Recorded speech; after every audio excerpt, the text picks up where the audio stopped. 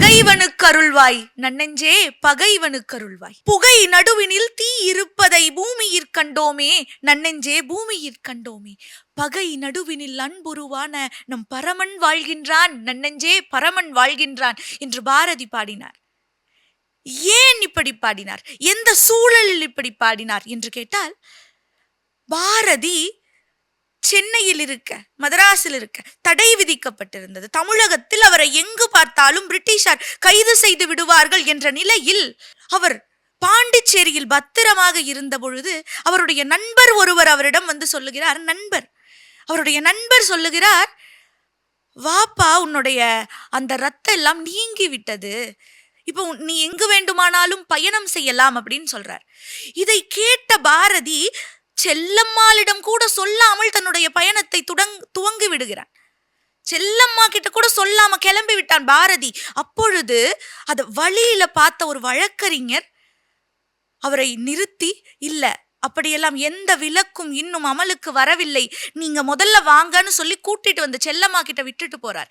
அடுத்த நாள் அந்த நண்பர், எந்த ஒரு நண்பர் இவருக்கு அந்த தீங்கினை செய்தாரோ அந்த நண்பர் வருகிறார்.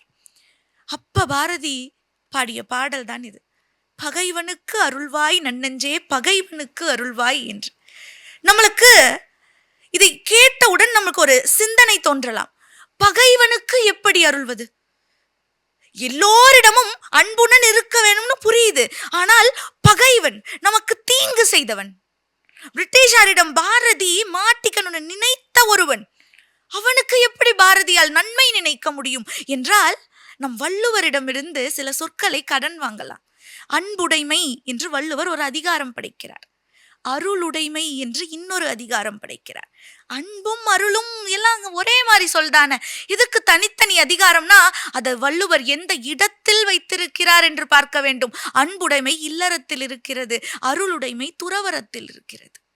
அன்பு என் குடும்பத்தின் மீது இருப்பது, என் சுற்றத்தார் மீது இருப்பது, என் நண்பர்கள் மீது இருப்பது. அன்பு எனக்கானது. அன்பில் ஒரு சின்ன சுயநலம் இருக்கிறது.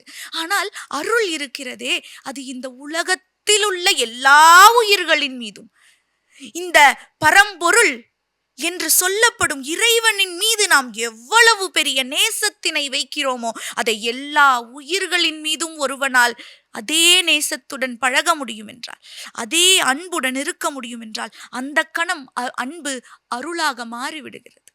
இந்த உயர்ந்த ஞானத்தை தான் பகைவனுக்கு அருள்வாய் என்ற இந்த தொடர் நமக்கு வெளிக்கொணர்கிறது. இந்த பரம்பொருள் தான் எல்லாமே என்பதை உணர்ந்து விட்டோமே, ஆனால் இறைவன் தான் எனக்குள் இருக்கிறான் என்றால், இறைவன் தான் என் தோழனுக்கு உள் இருக்கிறான் என்றால், என் தாய்க்குள்ளும் தந்தைக்குள்ளும் என்னுடைய நண்பர்களுக்குள்ளும் என்னுடைய சுற்றத்தாருக்குள்ளும் எல்லோரிடத்திலும் இறைவனின் ஒரு துளி தெரிகிறது என்றால், என் பகைவனை படைத்ததும் என் பகைவனுக்கு உள்ளிருப்பதும் அந்த இறைவன் தானே என்பதை நாம் உணர்ந்து விட்டால், எல்லோரும் ஏதோ ஒரு சந்தர்ப்ப சூழ்நிலையில் தவறிழைத்து விடுகிறார்கள். ஆனால் அதை உணர்ந்து கொண்டு அவர்களுக்குள் இருக்கும் மனிதத்தை எவன் ஒருவனால் பார்க்க முடிகிறதோ அவன் ஞானி. கம்பர் ராமாயணத்தில் இப்படி எழுதுகிறார், போருக்கு வந்த ராவணன் முதல் நாள் போரிலேயே நிராயுதபாணியாக நிற்கிறான். போரில் அவனுடைய படைக்கருவிகள் எல்லாம் நாசமா போயிருச்சு. எல்லாம் நாசமாகின அவன் நிராயுதபாணியாக தனி ஆளாக நிற்கிறான். என்ன வேண்டுமானாலும் செய்திருக்கலாம் ராமன், போர்க்களம்தான், எந்த அறமீறலும் அங்கு நிகழ்ந்திருக்காது. ஆனால் ராமன் சொன்னான், இன்று போய் போர்க்கு நாளை வா என நல்கினன் என்று கம்பன் படைக்கிறான். நல்கினன், இன்னைக்கு போயிட்டு நாளைக்கு வாப்பா என்று இன்னொரு வாய்ப்பை ராமன் ஏன் கொடுத்தான்?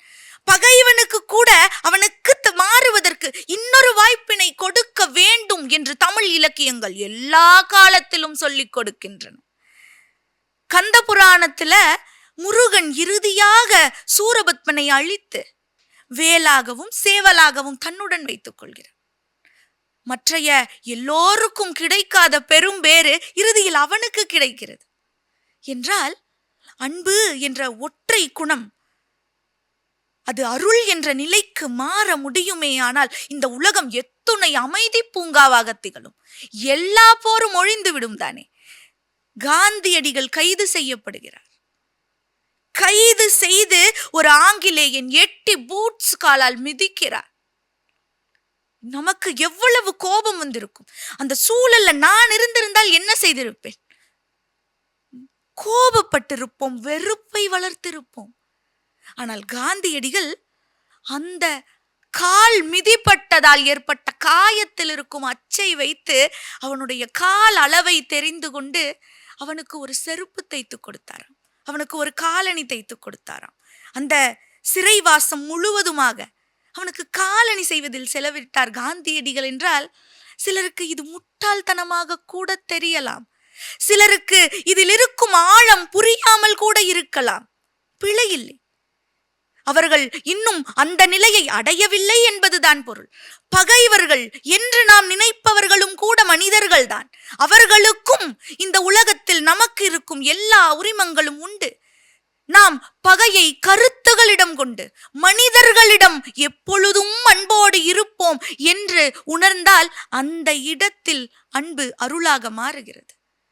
என் குழந்தை கீழே விழும் பொழுது எனக்கு எப்படி துடிக்கிறதோ, எப்படி பதறுகிறதோ, அதே பதறல், அதே உணர்ச்சி வேகம் எந்த குழந்தை கீழே விழுந்தாலும் ஏற்படுமானால் அந்த இடத்தில் நம் அன்பு அருளாகிறது.